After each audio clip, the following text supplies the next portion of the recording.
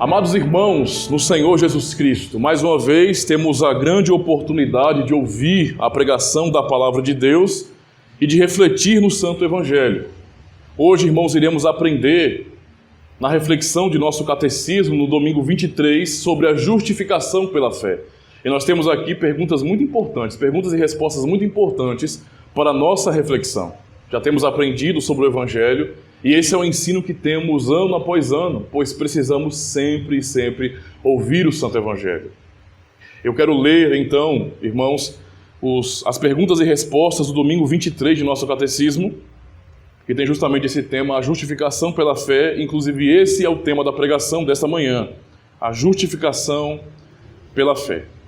Domingo 23, pergunta 59, diz bem assim: que proveito há para você que agora crê em tudo isso?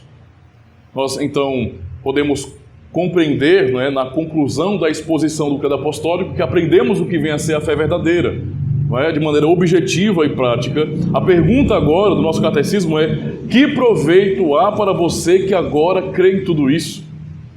Qual é o proveito de confiar no Santo Evangelho? E a resposta: o proveito é que em Cristo sou justo diante de Deus e herdeiro da vida eterna. O grande proveito, a grande bênção de saber de tudo isso e confiar nessas verdades é que nós, pela fé, somos abençoados com a salvação que há em Jesus Cristo.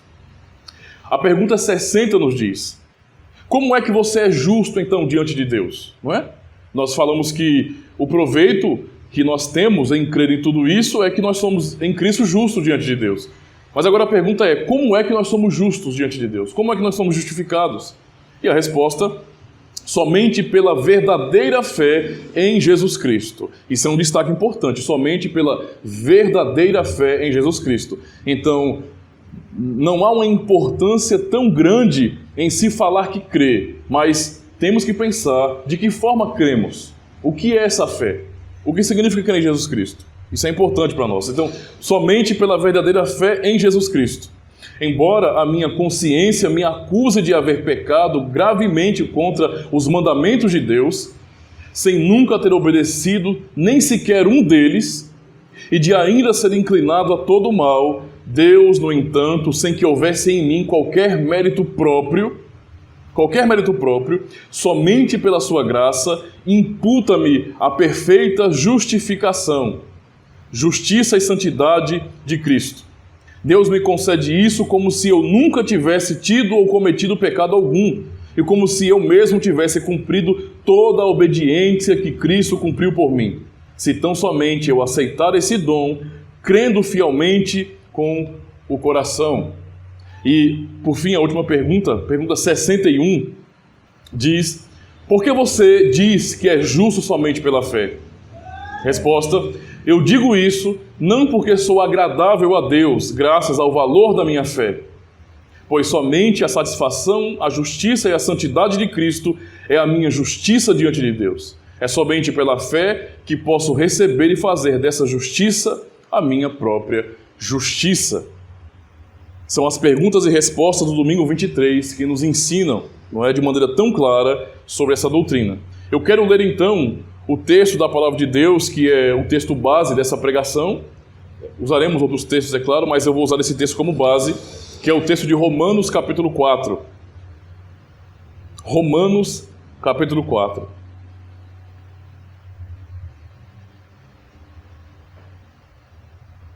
Vamos ler todo o capítulo. Romanos capítulo 4.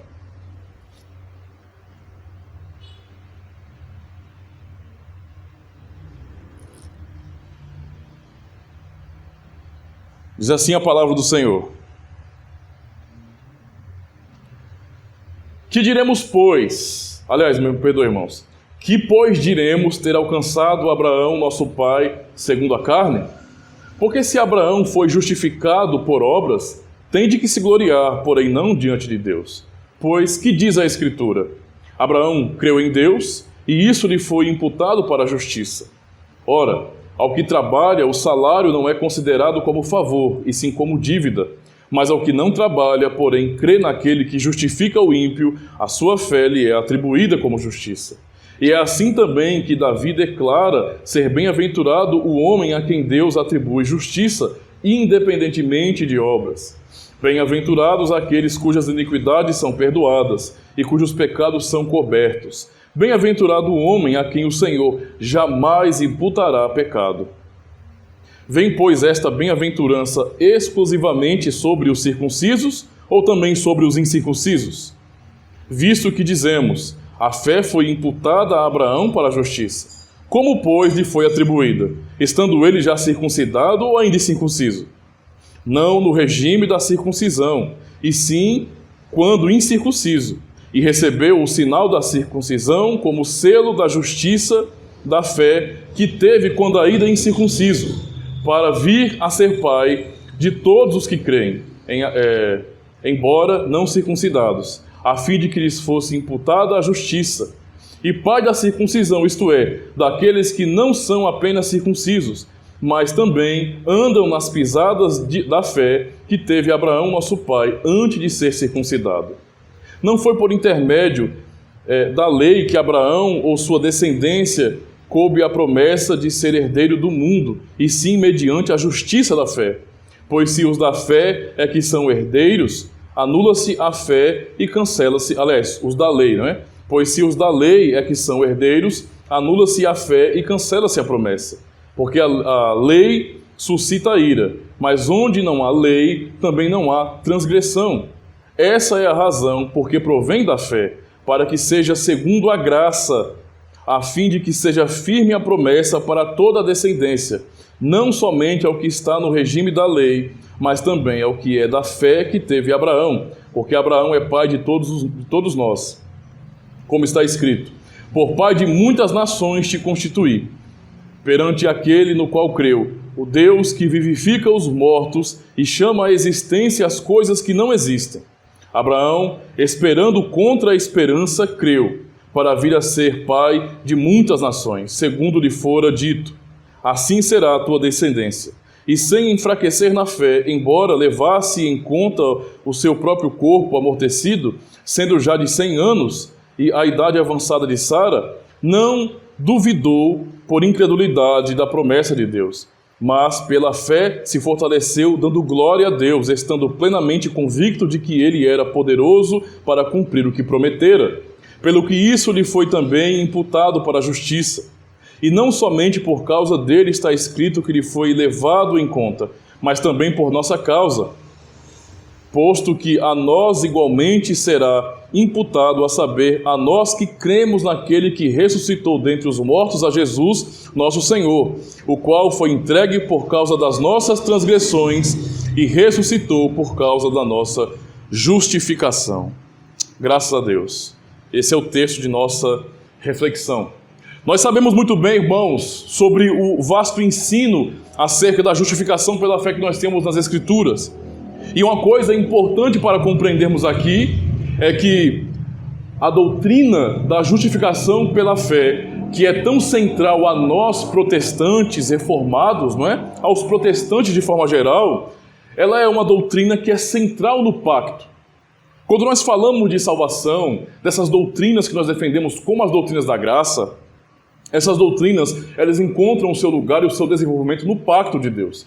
Por isso que para nós é muito estranho quando cristãos, eles rejeitam o pacto ou tratam o pacto revelado na Escritura, que é, na verdade, a argamassa de toda a Escritura, que une cada um dos seus tijolos, cada um de suas partes, transformando isso em uma bela parede, bem organizada, bem acabada. Nós achamos estranho quando pessoas que se dizem cristãs negam a doutrina do pacto. Porque negar a doutrina do pacto vai fazer com que necessariamente essas pessoas desconectem as doutrinas que são próprias do pacto e então acabem usando essa doutrina de maneira às vezes errada, muitas vezes errada. Então a doutrina da justificação pela fé é uma doutrina central no pacto. Isso é muito importante. É justamente do conceito do pacto que nós tiramos essa doutrina. É no pacto que nós aprendemos essa doutrina. A doutrina então, ela está completamente ligada ao pacto. A doutrina da justificação pela fé, irmãos, ela não foi inventada por Lutero, não é, ou Calvino, ou algum reformador, não é? Não é uma doutrina nova, por exemplo. como os romanistas querem fazer parecer. Somos acusados, não é, pelos romanistas de inventarmos heresias, de inventarmos novas doutrinas, de criarmos sistemas e doutrinas e dogmas que não são fiéis à igreja. Mas isso é uma falácia terrível, não é? Porque a doutrina que nós divulgamos, que nós pregamos da justificação pela fé somente, não é uma doutrina nova, não é uma heresia, não é fruto dos pensamentos de Lutero, de Calvino ou de qualquer reformador. Na verdade, irmãos, essa doutrina é central ao pacto de Deus com o homem. Foi no contexto do pacto de Deus com Abraão e seus descendentes que foi revelado pelo Senhor que no pacto da graça, não é, o homem é justificado pela fé.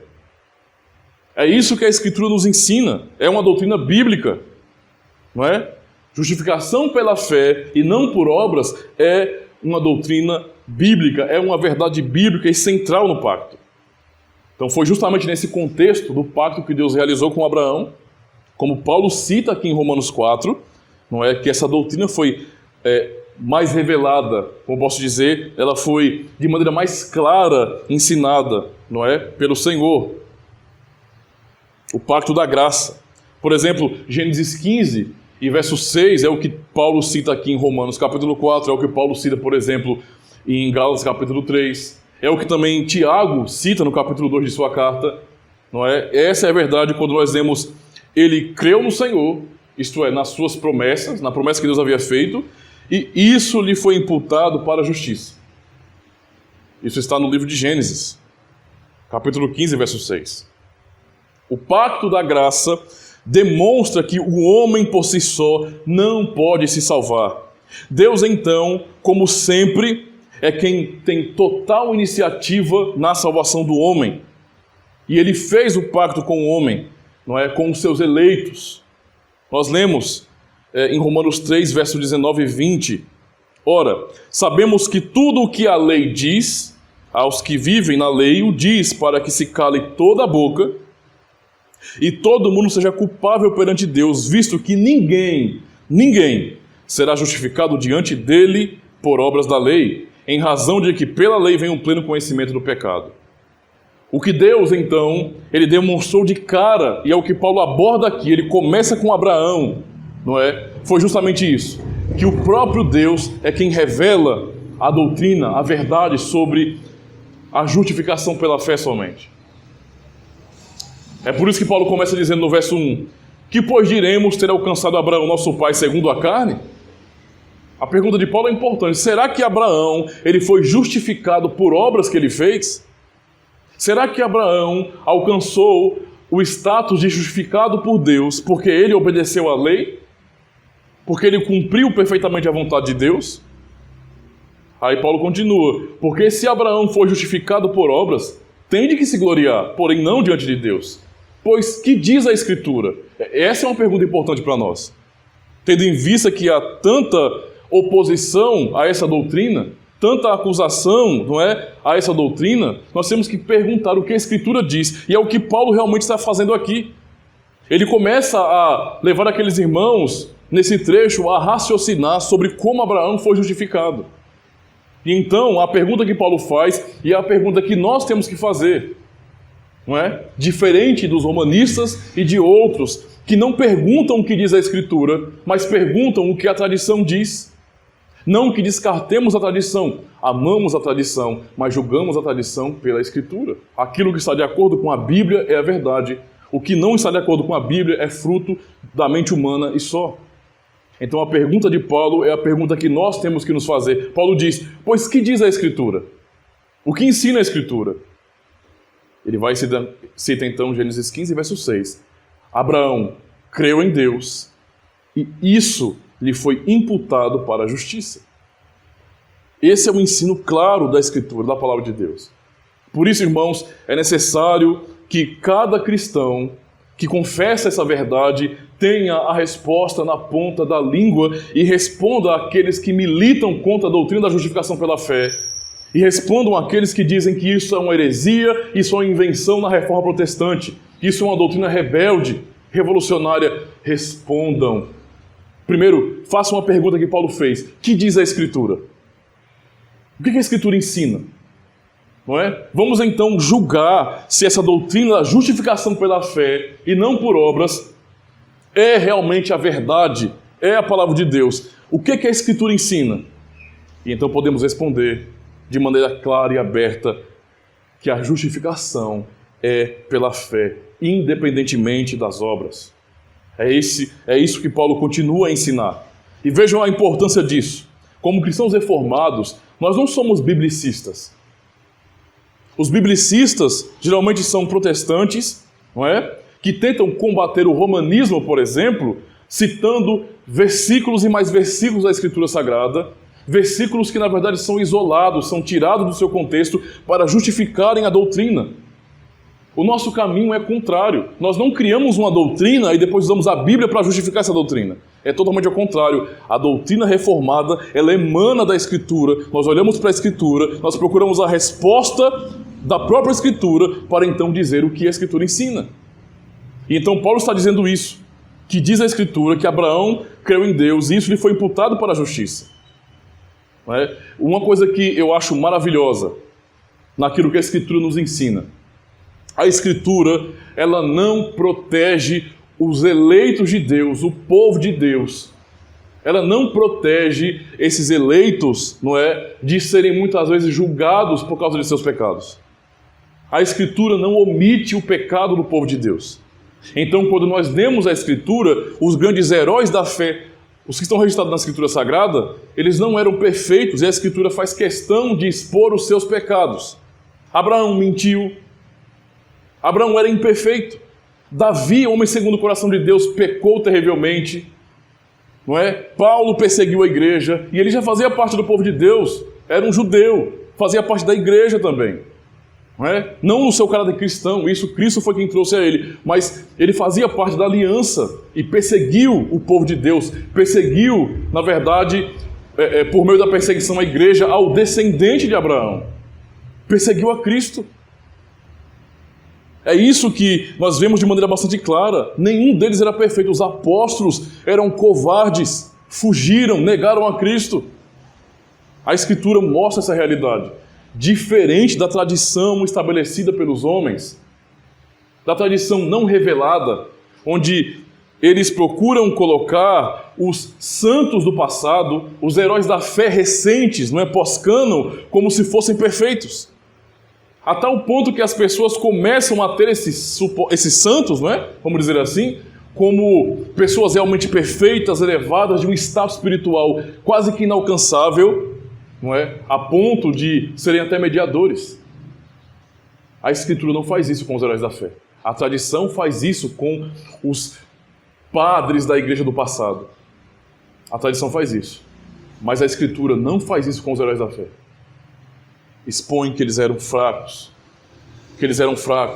E Paulo dá ênfase a isso e ele começa a explicar justamente isso aqui. Ele fala, versículo 4, para entendermos a lógica da justificação, não é?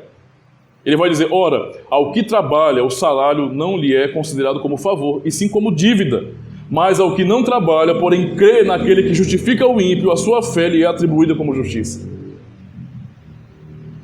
Antes de passar para outra parte do sermão, apenas venhamos lembrar disso. A doutrina da justificação pela fé, da justificação pela fé somente, não é uma doutrina inventada pelos reformadores. É uma doutrina puramente bíblica, muito mais antiga do que uma tradição cristã. E por isso mesmo, na segunda parte aprendemos que a justificação é um ato da graça de Deus. É isso que Paulo enfatiza aqui no verso 4. Eu vou ler mais uma vez. Ora, ao que trabalha, Paulo está usando a lógica. Ao que trabalha, o salário não é considerado como favor, e sim como dívida. Qual é a lógica de funcionamento da sociedade, da economia? Como é que nós fazemos nossas transações, nossos negócios? Simples. Nós trabalhamos, nós nos submetemos a um patrão, e então o que o patrão nos dá no final do mês, aplicando para o nosso contexto, não é um favor que ele está nos fazendo. Ele nos deve. Nós trabalhamos, então nós somos dignos daquele salário. Porque trabalhamos. O que um patrão tem com seus empregados, com seus funcionários e colaboradores é dívida. Quando o patrão então chega com o salário para os seus empregados, ele está pagando o que ele deve a pessoas que trabalharam para ele. Paulo usa essa lógica aqui. Mas ele fala, não é assim que nós olhamos para as Escrituras. A doutrina da salvação não é assim que nós julgamos. Isso é importante para nós porque é muito comum que as pessoas que negam essa doutrina, ou mesmo negam as doutrinas da graça, usem, não é? Infelizmente, usem por analogia as coisas do mundo. Por analogia. Ora, se é assim no mundo, se é assim que nós fazemos as coisas, não é lógico? Então é assim também com relação à salvação. Paulo fala, não, de jeito nenhum.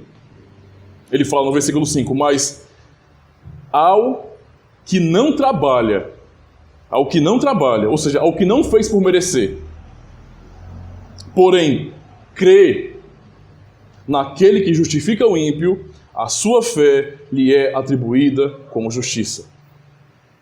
De uma maneira completamente diferente do que é o trabalho que nós conhecemos, a meritocracia que nós conhecemos, não é? Em termos políticos, em termos sociais, podemos falar de meritocracia.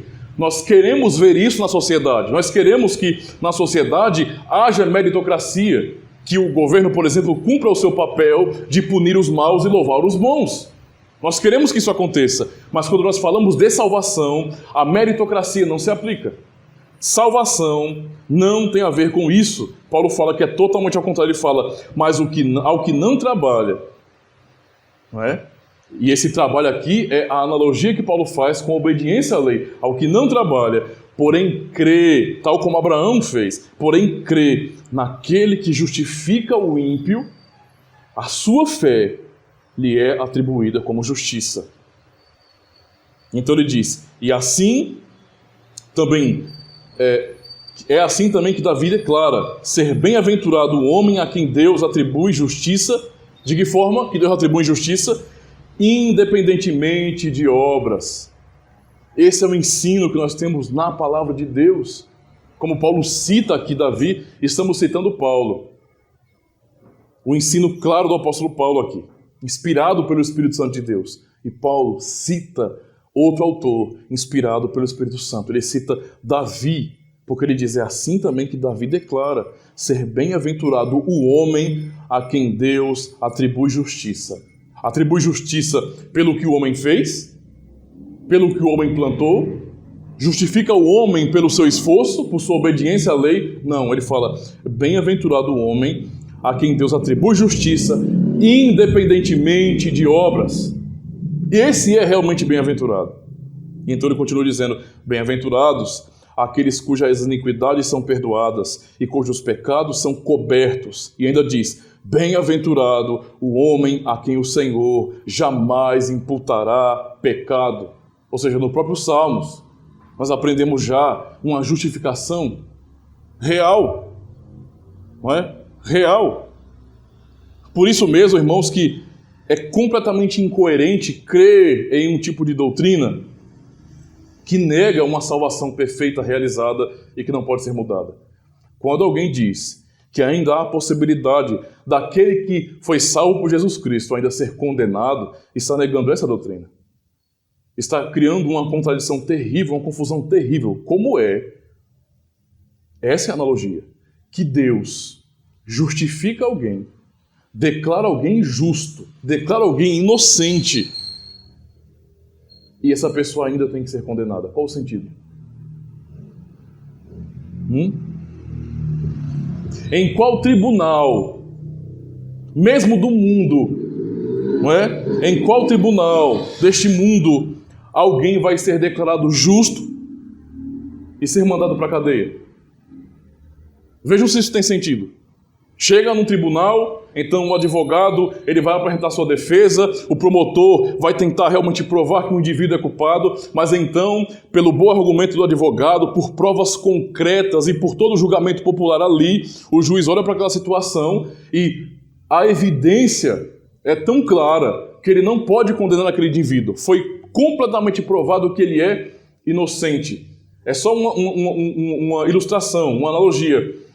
Completamente inocente. Então ele declara o indivíduo inocente, o réu é inocente agora, não é mais réu. Ele é inocente, é inocentado ali publicamente. Agora podem enviá-lo para a cadeia porque ele vai ser condenado. Qual o sentido disso? Veja, isso não tem nenhum sentido. Quando nós olhamos para o julgamento do Senhor, o que nós observamos aqui, a declaração da justiça, como o texto da Escritura nos ensina, é justamente essa.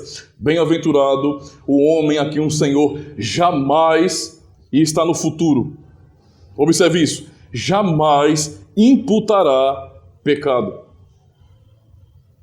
Jamais imputará pecado. Abraão, ele não caiu da graça, bem como nenhum crente verdadeiro cai. E o se manter como amigo de Deus, e o se manter como um justificado do Senhor, não teve nada a ver com o que Abraão fez. Abraão nem alcançou justiça por suas obras e nem se manteve justo por suas obras. Deus, simplesmente Deus, o declarou justo. Por isso, bem-aventurado o homem a quem o Senhor jamais imputará pecado. E esse é o ensino. Por isso, nós aprendemos que a justificação, a doutrina, a verdade, a justificação é um ato gracioso de Deus. Não é? Esta é a verdade que aprendemos, irmãos. E é uma verdade tão profunda e antiga para que as pessoas que ainda pensam que isso é uma doutrina criada pelos protestantes possam olhar para a Escritura e perceber que é tão antiga que está revelada desde o início. Em Gênesis, eu digo, ainda antes de Abraão. Nós vemos isso de maneira mais clara em Abraão, mas antes de Abraão, nós temos o proto-evangelho. Quando Adão caiu, não é? Pensando em Adão, quando Adão caiu, por desobedecer ao mandamento de Deus, ele não recebeu a ordenança de tentar obedecer de novo para alcançar a justiça ou para recuperar a justiça. Não foi isso que aconteceu. Adão caiu. Adão, que foi criado justo, tornou-se agora ímpio, pecador, culpado, mas ele não recebeu de Deus a ordenança. Agora, Adão, é o seguinte, você desobedeceu, você perdeu a sua justiça original, agora é o seguinte, né? Eu vou mostrar para você como voltar. Obedeça a lei que eu mandei de maneira perfeita e você volta. Nada feito. Não é isso que o Senhor diz a Adão. Não é? Não é isso que o Senhor diz a Adão. Justamente é isso que Paulo ensina aqui. Romanos 3, verso 20. Visto que ninguém será justificado diante dele por obras da lei, em razão de que pela lei vem o pleno conhecimento do pecado. Essa é a realidade. Não é? Adão foi completamente consciente de suas falhas, de seu pecado ali. Não é? Mas o que Adão recebeu foi a promessa de Deus. E essa promessa que Adão recebeu é que não ele tem justiça ou ele alcançaria justiça. A promessa que Deus fez a Adão foi que outro que ele deveria esperar é que é justo, é que tem justiça. Outro que seria como Adão, também um cabeça pactual, também um líder, ele seria justo e a justiça viria dele. Ou seja, o que Deus prometeu aqui, irmãos, não é? É que a justificação pela fé, não é? Era o que Adão receberia, era o que os filhos, não é? A descendência receberia. Temos aqui, então, a semente da doutrina da justificação pela fé. Porque o que é anunciado é que outro cabeça pactual seria levantado. E isso é bastante claro quando Deus promete que um filho resolveria o problema, não é? O problema. Um filho. Ou seja, Adão, o problema que Adão causou. Toda a fé na promessa, então, em seu formato inicial, bem como em seu desenvolvimento e esclarecimento, é a fé em Jesus Cristo. É a fé no justo. O que Deus nos atribui, então, quando nós cremos? A justiça de Cristo. Essa é a grande questão. Deus nos atribui a justiça de Cristo. É por isso que Abraão, quando creu nas promessas de Deus, foi justificado por esta fé. Porque crer nas promessas de Deus é crer em Jesus Cristo. como nós aprendemos em Gênesis capítulo 12, capítulo 15, capítulo 17, como Paulo ensina em Gálatas capítulo 3, a verdade, irmãos, é que tudo o que nós temos na antiga aliança são promessas, são ensinos acerca de Jesus Cristo, da salvação em Jesus Cristo. Nós lemos em Romanos capítulo 3, versos 21 a 26, mas agora, sem lei, se manifestou a justiça de Deus, testemunhada pela lei e pelos profetas. Justiça de Deus mediante a fé em Jesus Cristo, para todos e sobre todos os que creem. Porque não há distinção, pois todos pecaram e carecem da glória de Deus, sendo justificados gratuitamente por sua graça, mediante a redenção que há em Jesus Cristo, a quem Deus propôs o seu sangue como propiciação mediante a fé, para manifestar a sua justiça, por ter Deus, na sua tolerância, deixado impunes os pecados anteriormente cometidos, tendo em vista a manifestação da sua justiça no tempo presente, para Ele mesmo, ou seja, Ele mesmo, ser justo e justificador daquele que tem fé em Jesus. Para que o próprio Deus, seja o justo e justificador daqueles que têm fé em Jesus. Deus é quem justifica por sua graça. Esta é a justiça revelada no Evangelho. Por isso eu repito, não é uma doutrina inventada pelos protestantes. É a pura palavra de Deus. Esta justiça é revelada no Evangelho, a qual foi prometida por Deus. Paulo, no capítulo 1 de Romanos, versos 16 e 17, um texto muito importante de nossa fé, diz: pois não me envergonho do Evangelho, porque é o poder de Deus para a salvação de todo aquele que crê. Salvação de todo aquele que crê. Isso é Evangelho. Isso é Evangelho. Se alguém anuncia, se qualquer grupo, instituição, se alguém anuncia Evangelho que diga que o homem é salvo por um sinergismo de obras com a graça de Deus, isso que é pregado não é Evangelho. Não é Evangelho. Então, na verdade, não fomos nós protestantes quem inventamos doutrina alguma. Confessamos aquilo que a Escritura ensina. Pelo contrário, foram os romanistas quem criaram dogmas e doutrinas completamente antibíblicos. E, portanto, o que eles anunciam em sua instituição não é o Evangelho, porque a Escritura nos diz: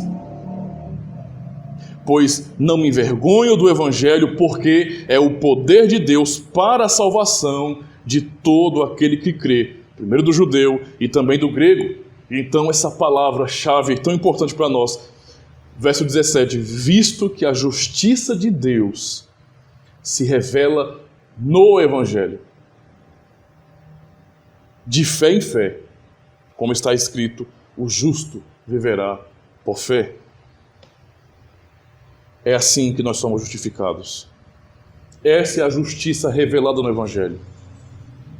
Esse era o mistério que estava encoberto, que ninguém podia desvendar, mas que Deus nos trouxe, nos revelou por meio de seu Filho. Cremos pelas Escrituras que o homem é justificado única e exclusivamente pela fé em Jesus Cristo. E toda a lógica empregada pelo semi-pelagianismo, ou mesmo pelo arminianismo, mesmo quando estes afirmam, a justificação pela fé e pregam sobre isso, não é a verdade da doutrina. Não é a doutrina bíblica. É apenas um rótulo. Aqueles que negam a salvação verdadeira, uma justificação segura, real, por meio da fé em Jesus Cristo, e que dizem que o homem tem que fazer alguma coisa, tem que fazer obras para ajudar a Deus a salvá-lo, não está pregando essa doutrina. É uma falácia, é apenas um rótulo. É um frasco, na verdade, que é vazio, ou então cheio de coisas que não são verdadeiras. Por que eles fazem isso? Qual é o método?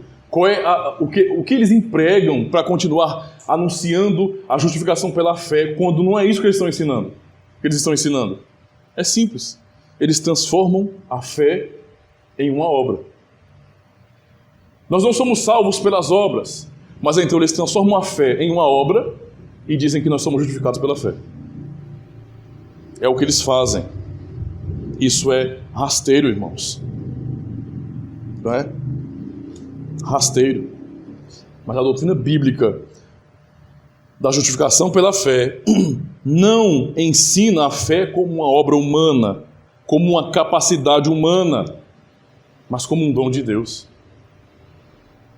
Se a fé é uma obra, ou se a fé é uma capacidade inerente ao homem, do próprio homem, significa dizer então que a fé que é ensinada por essas pessoas é uma obra, é a atitude positiva do homem com relação a Deus, é realmente assumir a ideia de que o homem não é depravado, de que o homem tem condições de responder positivamente por sua própria natureza a Deus. E então, para afirmar isso, eles precisam rasgar Romanos 3 e jogar fora. Eles têm que pegar Romanos 7 e jogar fora. Eles têm que pegar boa parte da Escritura Sagrada e arrancar fora. Como algumas seitas fazem, né? Descaradamente alteram a Escritura, fazem a sua própria tradução, colocando como querem, para justificar para as pessoas. Porque usar os termos sem o seu significado é infidelidade, é desonestidade, irmãos. Não é? Desonestidade. Por isso a pergunta tem que ser feita para eles. Quando pregam sobre justificação pela fé, mas uma justificação que não justifica, a pergunta para eles tem que ser feita: o que diz a Escritura? Mas, entendendo isso, dando um ênfase à salvação ou à justificação pela fé, pensando naquilo que nós aprendemos enquanto evangélicos, de que a salvação é pela fé e que não precisamos fazer obras.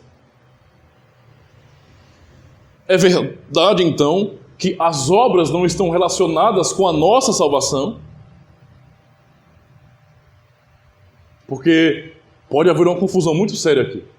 Lembro-me quando um novo convertido, há anos atrás, muitos anos atrás, ainda um jovem chegando na igreja, eu aprendi muitas coisas estranhas, e uma delas foi essa doutrina, mas não porque a doutrina é estranha, a doutrina é a verdade, mas a maneira como a doutrina era ensinada excluía completamente a vida piedosa. Excluía a vida piedosa. Nossa, falar de mandamento, para mim, pessoalmente, há 16 anos atrás, há 17 anos atrás, era uma coisa terrível. Nós aprendemos a olhar para essa doutrina falando sobre Lutero, né, comemorando o dia da Reforma Protestante, dizendo, está vendo aí, nós somos salvos por fé e não por obras, somos salvos por fé e não por obras, porque é declarado na Escritura, mas não compreendíamos o que isso significava e, portanto, acabávamos com isso, não é, usando a graça de Deus, a justificação pela fé, contra os mandamentos de Deus. Olhávamos então como se essa doutrina fosse oposta aos mandamentos de Deus.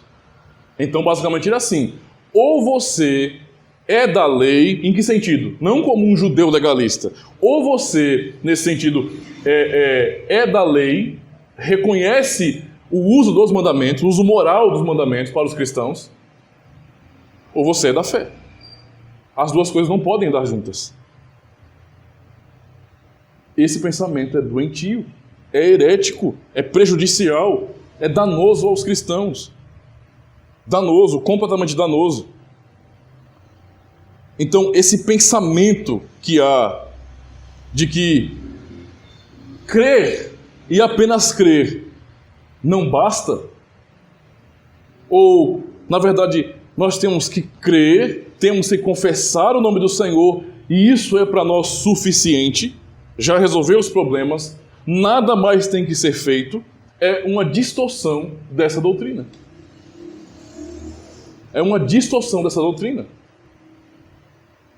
E algumas pessoas, não reformadas, mas monergistas, pessoas que afirmam que creem nas doutrinas da graça, mas rejeitam todo o resto. Rejeitam toda a Escritura e ficam apenas com uma porção dela. Ensinaram muitas vezes aquela frase, não é? Que é infeliz, não porque não é verdadeira, mas porque sempre foi usada de maneira infeliz, que uma vez salvo, salvo para sempre. Então o indivíduo ia até a frente em um apelo em uma comunidade evangélica, levantava a sua mão e aceitava Jesus Cristo. E como aqueles eram monergistas, eu não sei como a pessoa monergista ainda faz apelo, mas tudo bem, fazia esse apelo, a pessoa aceitava a Cristo, então ela aprendia, você foi salvo, salvo para sempre. Não importa mais como é a sua vida, porque você já foi justificado. Irmãos, parece besteira e um mero erro teológico, mas não é. Isso é algo diabólico. Quem mistura a verdade com mentira para enganar o povo de Deus é o diabo. Não é uma questão de um mero erro teológico, não é um erro simples de raciocínio. Mesmo que as pessoas não tenham a intenção diabólica em seus corações, ainda assim as conclusões são puramente diabólicas. O que o diabo fez para enganar Eva? Ele foi óbvio? Ele por acaso foi óbvio para Eva? Ele chegou assim, Eva, eu sou o Satanás, eu sou o cão, não é? E eu vou ensinar para você um caminho de perdição, um caminho de morte. Não, o diabo não fez isso, pelo contrário. Ele quis desenvolver o pensamento sobre o que Deus tinha ordenado. Ele quis que Eva confessasse o que Deus tinha ensinado, para então usar a própria palavra de Deus contra Eva, contra Adão. Foi o que ele fez, distorcendo a verdade. O próprio diabo fez isso também com o nosso Senhor Jesus Cristo no deserto. O que o diabo fez atacando a Cristo com as suas tentações foi usar a Bíblia, foi usar o texto da Escritura Sagrada para tentar o nosso Senhor Jesus Cristo. A coisa mais comum que nós observamos neste mundo são as pessoas biblicistas usando versículos isolados, cada vez versículos e mais versículos, para tudo que falam, para tudo que ensinam, para tudo que pensam, tem um versículo-chave. Irmãos, isso é diabólico, isso não é fiel. Completamente diabólico. Por isso as pessoas, de maneira tão rasteira, usam o termo justificação pela fé, salvação pela fé em Jesus Cristo, mas tiram completamente o significado e o peso dessas palavras. E o resultado é que as pessoas não creem como a doutrina ensina. Por isso a pergunta, basta crer, segundo dizem alguns, que tratam a fé como simplesmente a confissão de nossa boca? Porque se crer de verdade for levantar a mão e aceitar Jesus Cristo, se crer de verdade for simplesmente responder a perguntas de uma pública profissão de fé, então está tudo resolvido. Então faz sentido os impactos evangelísticos que são feitos no mundo. Faz muito sentido você andar por sítios, por cidades, criar eventos onde pessoas lotam para ouvirem cantores famosos, para ouvirem pregadores renomados por eles, e no final de tudo aquilo ali, todo aquele evento, para a conclusão, algum pregador, não é, emocionado, desafiar as pessoas a aceitarem Jesus Cristo. Não é? Quem quer ser salvo aqui? Até um bêbado levanta a mão e diz que quer ser salvo. E vai até a frente e diz, eu aceito Jesus Cristo. Se for, a fé foi isso. Se isso é a fé verdadeira, de simplesmente confessar, então nós não temos que ter esforço nenhum. Tudo que precisamos fazer é levar as pessoas a repetir nossas palavras. Repita comigo, eu creio que Jesus Cristo é o meu único Senhor e Salvador. Repita. Pronto, acabou. Está todo mundo salvo. Não é? E a doutrina da justificação pela fé não é isso. Não é dizer que é salvo que você é salvo. Paulo ensina de maneira muito mais profunda o que essa doutrina significa. Mas eu quero usar, inicialmente, o que Tiago ensina. Tiago é usado por alguns, não é? Liberais, incrédulos que se dizem cristãos, como sendo alguém que é oposto a Paulo na Escritura. Veja aí uma contradição na Escritura. Paulo ensina a justificação pela fé, Tiago ensina a justificação pelas obras. Eu quero usar Tiago justamente para mostrar que ele ensinou a justificação pela fé. E como Paulo fez em outras porções de suas cartas, o que Tiago faz é ensinar que fé é essa. Que fé é essa? Tiago, capítulo 2, do verso 14 ao 26. Nós lemos bem assim. Meus irmãos, que proveito, aliás, qual é o proveito se alguém disser que tem fé, mas não tiver obras? Pode acaso semelhante fé salvá-lo? Entendam o contexto. Se vocês forem ler a carta de Tiago, vão perceber o seguinte, que Tiago estava batendo justamente em uma fé falsa, em uma fé de discurso. Não é? Em uma fé bonitinha, pública. Eu tenho fé. Como todo mundo diz hoje, eu sou uma pessoa cheia de fé. Não é? Cheia de fé. Tiago está perguntando a essas pessoas, a esses que usam o discurso da fé, mas que não creem de verdade. Ele está dizendo, veja, qual é o proveito se alguém disser que tem fé? Se alguém disser que tem fé, não é? Que tem fé, mas não tiver obras. Pode acaso semelhante fé, essa fé que ele disse, salvá-lo? Se um irmão, e aí ele vai para o exemplo agora, vai deixar a coisa um pouco mais substancial. Se um irmão ou uma irmã estiverem carecidos de roupa e necessitados de alimento cotidiano, e qualquer dentre vós, o seu público-alvo, os que discursavam sobre a fé, mas não tinham fé de verdade, não é? Disser, ide em paz, aquecei-vos e fartai-vos, sem contudo lhes dar o necessário para o corpo. Qual é o proveito disso? Tiago questiona um tipo de fé que é um mero discurso, é uma mera confissão, que é abstrato. Assim também, a fé, se não tiver obras, por si só, é morta. Completamente morta. Dizer que tem fé não é ter fé de verdade. Fé, para a maioria das pessoas, é só uma palavra. E alguns a usam como um sentimento. Tiago continua, raciocinando sobre isso. Mas alguém dirá, tu tens fé e eu tenho obras. Mostra-me essa tua fé sem as obras, e eu com as obras te mostrarei a minha fé. Olha o que Tiago faz aqui, para raciocinar sobre isso, sobre o que é fé verdadeira. Ele fala, tu tens fé e eu tenho obras. Ele dicotomiza de propósito. Veja, ele não está ensinando uma dicotomia da vida. Ele está fazendo essa divisão para que nós venhamos olhar para dois lados e perceber que uma coisa não existe sem a outra. Ele está dizendo aqui, olha, tu tens fé, então você é o da fé. Você é dessa fé especial, nessa fé que vocês dizem que tem, que são cheios de fé. E eu tenho as obras.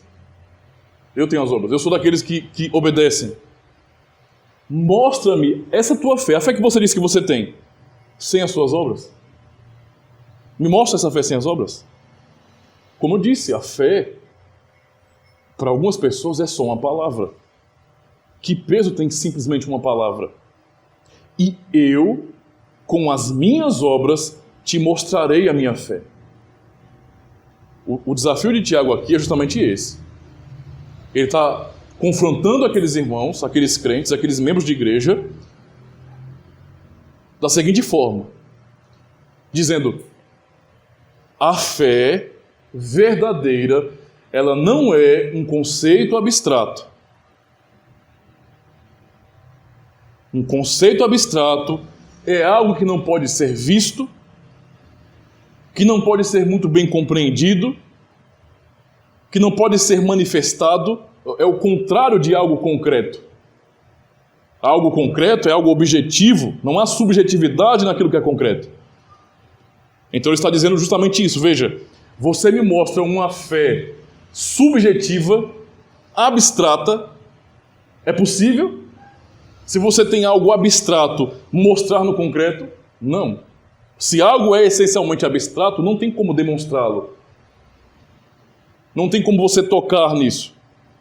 Então, Tiago confronta essa fé falsa e abstrata e subjetiva com uma fé substancial, concreta, objetiva. Ele fala, eu mostro a minha fé com as minhas obras. É o que ele diz aqui. Não é? Continuando. Agora ele confronta isso que é importante para nós, para entendermos o que significa claramente a doutrina da justificação pela fé. Ele fala: crê tu que Deus é um só? Ora, em nossa cultura podemos perguntar, a maioria absoluta vai dizer a mesma coisa, claro, né? Creio em Deus Pai Todo-Poderoso, nós somos todos cristãos. Crê tu que Deus é um só? A resposta de Tiago: fazes bem, isso é verdade, Deus é um só. Até os demônios creem e tremem. Então, o que você chama de fé não é melhor do que o diabo e os demônios têm, não. Sinto muito, mas a sua fé, em meio discurso, na verdade, uma fé de discurso, se assemelha à fé dos demônios. Entende? E olha que eles até tremem. E, na verdade, você nem treme. Porque não teme a Deus. Agora, ele continua a desenvolver isso e vai ser mais enfático. Ele fala: queres, pois, ficar certo, ó homem insensato, de que a fé sem obras é inoperante? Você quer ter certeza disso, que a fé sem obras é inútil, é morta? Quer ter certeza disso? Ele fala: não foi por obras que Abraão, o nosso pai, foi justificado quando ofereceu sobre o altar o seu próprio filho Isaque? Olha o raciocínio dele. Não é? Então ele está dizendo: olha, olhe para Abraão. A fé que nós vemos em Abraão não foi um discurso. Em Abraão, nós não vemos alguém que diz: eu creio, Senhor, e não faz nada. Nós vemos em Abraão uma fé substancial, concreta, uma fé objetiva. Abraão agiu. É a fé que nós vemos em Abraão. E ele fala então: vês como a fé operava juntamente com as suas obras. Com efeito, foi pelas obras que a fé se consumou, se manifestou, se concretizou e se cumpriu a Escritura, o texto que nós estamos pregando de Paulo, a qual diz: ora, Abraão creu em Deus, e isso lhe foi imputado para a justiça, e foi chamado amigo de Deus. O ensino claro é justamente esse, irmãos. Então ele fala: verificais que uma pessoa é justificada por obras e não somente por fé. Aí alguns que distorcem o Evangelho de maneira rasteira, feito o diabo, essa é a realidade, dizem: está vendo aí? Tiago está ensinando que nós somos justificados por obras e não somente por fé, porque está declarado aqui. Sim, meu filho, está aqui. Mas você acompanhou todo o raciocínio de Tiago para entender o que ele está ensinando aqui? Ele apresentou Abraão como exemplo, dizendo: a fé de Abraão foi uma fé objetiva, substancial. Abraão creu e obedeceu a Deus. Não havia outra maneira de crer em Deus senão pela obediência. Não existe esse negócio de dizer: eu creio muito em Deus, eu creio muito em Jesus Cristo. E qual é o teu compromisso com Ele? Não existe isso. Então Abraão creu e ele saiu da casa de seus pais. E ele foi para um lugar que Deus ainda mostraria. Abraão creu de maneira tão profunda e verdadeira que quando Deus ordenou a ele: dá-me teu filho para sacrifício, Abraão não hesitou e entregou o seu filho. E isso é a fé que a Bíblia ensina. Não é? De igual modo, não foi também justificada por obras, é o que ele diz. A meretriz Raabe, quando acolheu os emissários e os fez partir por outro caminho, no contexto onde Israel chegou ali a Jericó, porque assim como o corpo sem espírito é morto, assim também a fé sem obras é morta.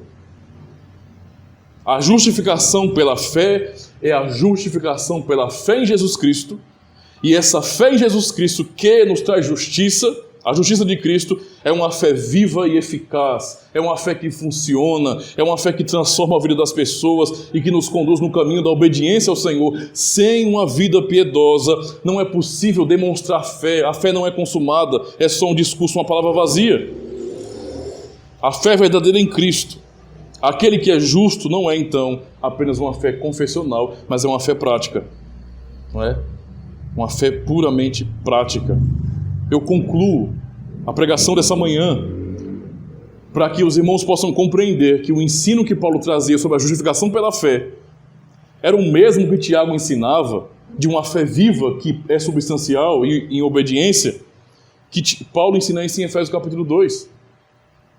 Paulo ensina aqui, não só em Efésios capítulo 2, ele ensina isso em Colossenses, em Filipenses, em suas cartas ele exorta a igreja à santidade, à obediência. Essa é a fé bíblica e apostólica. E então nós lemos em Efésios 2, verso 1 a 10, um texto tão conhecido, tão ensinado, tão pregado por semipelagianos e arminianos, mas que é tão distorcido, tão mal compreendido, tão, infielmente ensinado. Diz bem assim: e vos deu vida, estando vós mortos em vossos delitos e pecados, nos quais andaste outrora, segundo o curso deste mundo, segundo o príncipe da potestade do ar, do espírito que agora atua nos filhos da desobediência, entre os quais também todos nós andávamos outrora, segundo as inclinações da nossa carne, fazendo a vontade da carne e dos pensamentos, e éramos por natureza filhos da ira, como também os demais. Mas Deus, sendo rico em misericórdia, por causa do grande amor com que nos amou, e estando nós mortos em nossos delitos e pecados, nos nossos delitos, aliás, nos deu vida juntamente com Cristo. Deus nos deu vida, ok? Pela graça sois salvos. E juntamente com Ele nos ressuscitou. Veja, toda a ação é de Deus. E justamente com Ele nos deu vida, e com Cristo nos ressuscitou, não é? E Deus nos fez assentar nos lugares celestiais em Cristo Jesus, com um propósito, para mostrar nos séculos vindouros a suprema riqueza da sua graça em bondade para conosco em Cristo Jesus. E então vai dizer o texto que as pessoas repetem, feito papagaios, mas não confessam a verdade do texto. Porque pela graça sois salvos, mediante a fé, e isto, todo o processo de salvação, não vem de vós, é dom de Deus.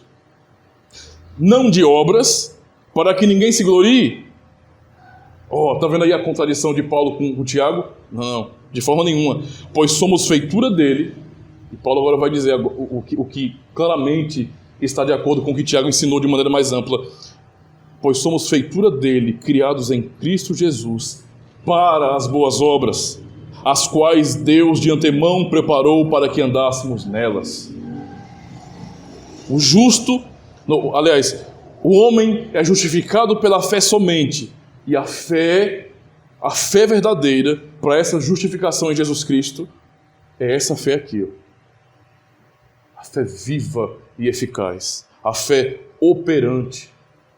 A fé substancial. A fé que pode ser vista é justamente na atitude dos cristãos, na obediência que a fé é demonstrada.